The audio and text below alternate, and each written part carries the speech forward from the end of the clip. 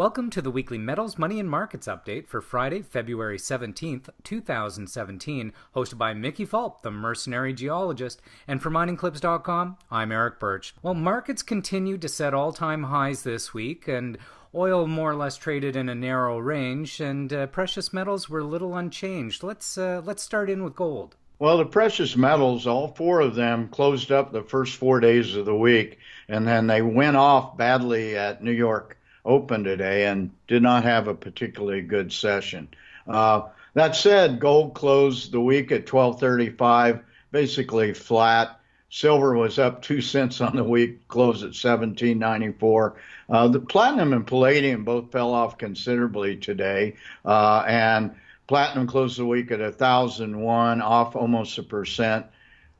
Palladium lost 15 bucks a day and ended the week at 776, also off almost 1%. And taking a look at copper, it did give back a little this week, but still is consolidating at some high prices here. Well, it was down this week after setting a 20-month high on Monday, and a lot of that had to do with the strike at Escondida, the world's largest copper mine. It closed the week at 269 for a 2% loss. That said, we have very strong both supply and demand drivers, so I remain very bullish on copper in the short to mid-term. And one thing that some commentators made today on CNBC was the comment that very seldom do you see stocks in copper moving up in tandem like this, and that's very bullish for the markets going forward. And moving on to energy, both oil and uranium gave a little bit back this week. Well, oil has basically been directionless this entire year and traded in a very narrow range from really $52 to $54. One of the things that drove oil down almost 1% this week, closed at 53.37, was record U.S. inventories, well over 500 million barrels now in inventory in the U.S.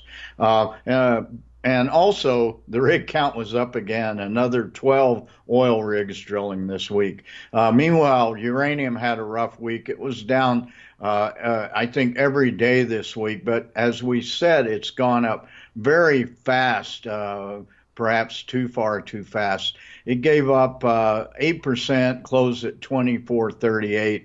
And I think I called for this within the last 2 weeks that we would really like to see uranium consolidate at this $25 plus or minus range. And perhaps we had that this week. And in currencies, the U.S. dollar stayed strong this week, but didn't move all that much. Well, it had a very mixed week. First, it was up, and then it was down. It actually hit greater than 101 Tuesday and Wednesday, and that's the first time it's been at that range for over, or just about a month, let's say. But it ended up basically flat. It closed at 100.93 and for a 0.2% gain. Euro mirrored the dollar index this week. That negative correlation always seems to be in effect. Meanwhile, the loonie was flat all week, closed at 76 and change, and that's been happening. It's been at that level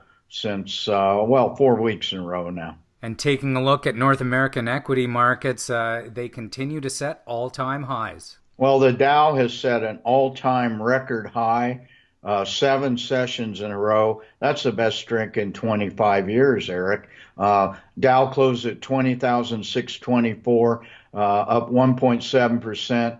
S&P 500 has set record highs for 6 of the last 7 days, closed at 2351, up 1.5%. Meanwhile, NASDAQ was up again, 7 of the last 8 days record highs, for a 1.8% gain at 58.38. The Trump jump continues despite all the pundits coming anytime the market takes a bit of a dip saying the Trump honeymoon's over, and I don't see the end of it in sight at this point. And moving north of the border, our venture exchange continues to march ahead as well. Well, it's been on a steady uptick since January 19th. We set a 52-week high today of 848. It closed at 844. And once again, we expect this rally to continue at least through PDAC. Well, thanks again for your analysis, Mickey, and we look forward to checking in with you next Friday. Thanks a lot, Eric.